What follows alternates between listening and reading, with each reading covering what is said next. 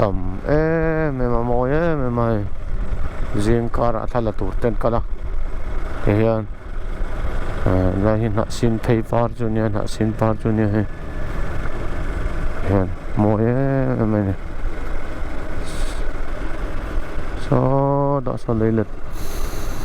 vụ mui rim tên năm tuần này lấy lật vụ mui chân đâu này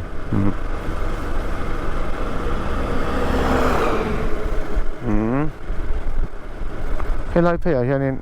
cần cần xin về ang cái lại bằng par muốn anh ấy bằng par muốn vét nó xin par vét anh ấy kẹt lọc xóa mắng thì tên lọc ta này còn số lút số tên thế hay ấy nó xin par cho người ta này lại phải hiếm nó xin par vét anh ấy gì mà nó này thà biết có mày này chứ nó xin par môi khóc mày chốn này lấy lật con nô có mày anh ấy làm chỗ bầu đó cái nô mà này chăm phút mày ạ gì ngọc tan con nô mà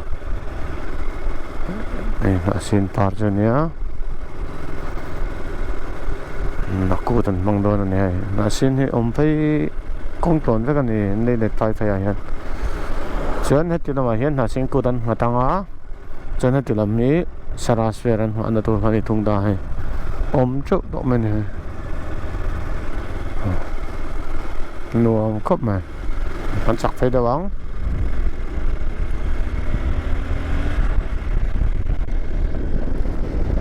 rồi còn sao nó tụt con sẽ tập tròn to